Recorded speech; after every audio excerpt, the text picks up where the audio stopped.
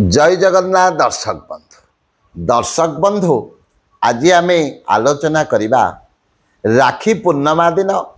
कौन रही शुभ मुहूर्त केउ समय रे भौणी भाई हाथ में राखी बांध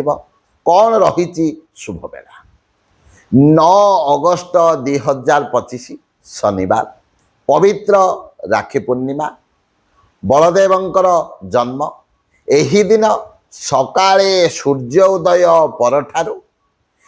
1 घंटा 24 मिनट पर्यंत आपण माने राखी बांधि पारिबे किंतु ओडिया पांजी अनुसार सकाळ सूर्योदय परठारु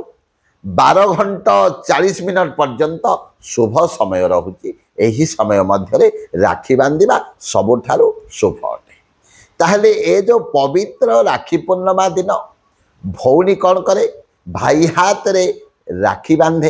प्रथमे राखीटी को भगवान को समर्पण कर दिए अर्पण कर दिए भगवान को पूजा कर सारा पर रक्षा कवच स्वरूप भौणी कौन करे भगवान निकट में प्रार्थना करे प्रभु मो भाई को सब बेले आपण शुभ दृष्टि चाहिए आपण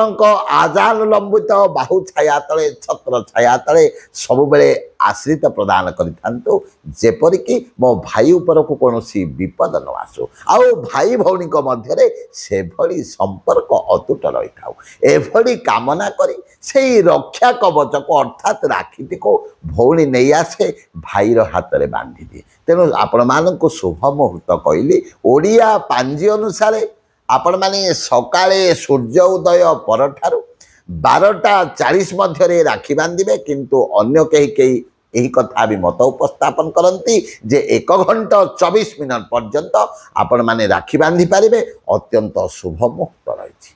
ताले एही पवित्र राखी पूर्णिमा दिन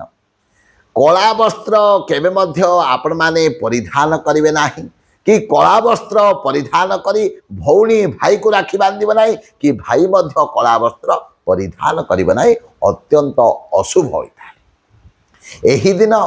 माछ मांस अंडा कखारो इत्यादि खाद्य को ग्रहण करिवे नाही एवं राखी बांधि सारिबा परे भाई जेते बेले भौणी को किछि गिफ्ट देई थाए किछि जेते बेले देई थाए केबे मध्य जोता दर्पण रुमाल एभली कौन सी गिफ्ट देवे ना आउ एही पवित्र राखी पूर्णिमा दिन आउ गोटे कथा करेंगे सकाळे प्रथमे सूर्य नारायण को जल अर्पण करेंगे एवं जल अर्पण करी सूर्य नारायण आशीर्वाद को ग्रहण कर सारा पर आपण माने राखी को बांधे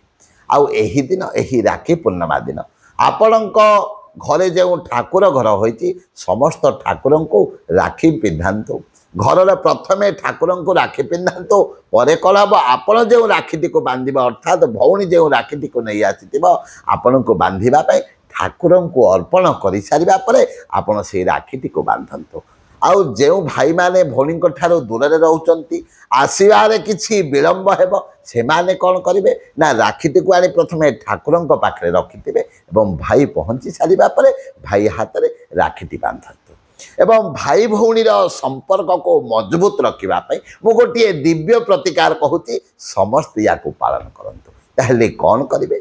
ना एही दिन गोटे नड़िया को नेबे से नड़िया नाली डोरी को 3 थर गुड़े दे भौणी राखी बांधिला पूर्व प्रथमे भाई हाथ में से नड़ियाटी को देव एवं पर राखी बांधिब फलस्वरूप देखिए कौन सी विपद आसब ना आपण संपर्क से भाव में सबुदिन मजबूत हो रही। जय जय जगन्नाथ जय जय जगन्नाथ जय जय।